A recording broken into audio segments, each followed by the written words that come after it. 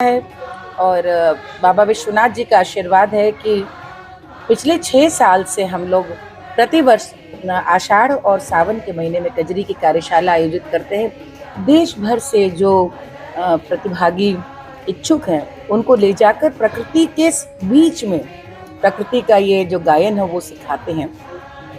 शुरू की आरंभिक 3 कजरी की कार्यशालाएं हमने मिर्जापुर में आरंभ की और वहीं आयोजित की, क्योंकि कजरी का उद्गम ही मिर्जापुर माना जाता है। फिर चुनार में, चंदौली में, राजदरी में, और इस बार चूँकि कल गुरु पूर्णिमा है तो काशी से अच्छा क्या हो सकता था। और हम चाहते हैं कि बच्चे वर्षा का होना, पत्तों का सरसराना, ये सब जब तक ध्वनि नहीं सुनेंगे, देखेंगे नहीं साक्षात, तो अपने शब्दों को अभिव्यक्त कैसे करेंगे। इसलिए 2 दिन राजदरी में और 3 दिन यहाँ पर गंगोत्री में हम लोगों ने आयोजित की। गंगोत्री यानी जो बजड़ा है, सारे बच्चे यहीं साथ बैठ कर के खाते हैं, पीते हैं, सोते हैं और दिन भर गाते हैं। और आपको जानकर हर्ष होगा कि पूरे भारतवर्ष से, बल्कि विदेश से भी, सब मिलाकर के 56 बच्चे हैं जो सीख रहे हैं। सिंगापुर से हैं तो भागलपुर से हैं, हैदराबाद से हैं तो उदयपुर से हैं, अहमदाबाद से हैं तो इलाहाबाद से हैं, लखनऊ से हैं, कानपुर से हैं, दिल्ली से हैं, आगरा से हैं बच्चे, सीवान से हैं, बिटिया गोरखपुर से है। तो इस कार्यशाला में 75 वर्ष की, 60 वर्ष की महिलाएं भी हैं और सबसे छोटी 18 वर्ष की भी एक बालिका है। और सबसे बड़ी बात मैं कहना चाहूँगी कि इस समय पूरे देश भर में जेनजी को लेकर लोगों ने एक अलग विमर्श बना लिया है, मैं कहूँगी।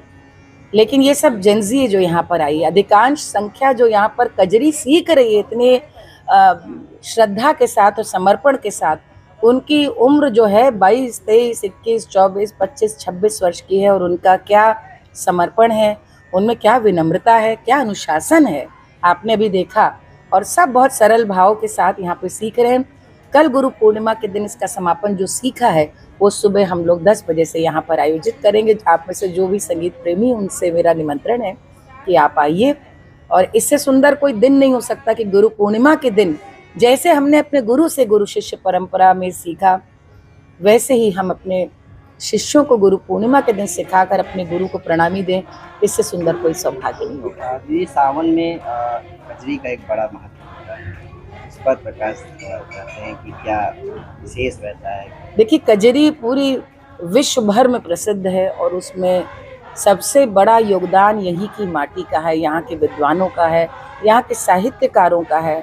भारतेंदु जी ने लिखी, प्रेमधन व्यास जी ने लिखी, अंबिका दत्त व्यास जी ने लिखी कजरियाँ, और कैसे कैसे कजरी गायिकाएँ हुई हैं। यहाँ से थोड़ा आगे जाएँ तो हरौरा में, चुनार में, चंदौली में कजरी के बाकायदा अखाड़े हैं, जहाँ उस्ताद हैं, जहाँ खलीफा जी रहे, जहाँ बुल्लू यादव, हीरालाल यादव जी की, और प्रयाग के पंडित राम कैलाश यादव जी की हम लोग कजरी सुनते रहे, और उर्मिला श्रीवास्तव जी की कजरी सुनते रहे।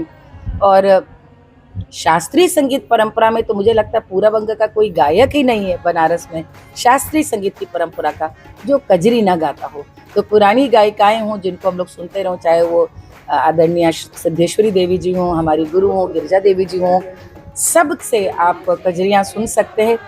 कजरी की मिठास और उसमें जो आनंद आता है वो इसी ऋतु में आता है, क्योंकि सभी कजरियों की जो धुन है वो कहीं ना कहीं वर्षा काल में गाए जाने वाले रागों पर आधारित है। जैसे देश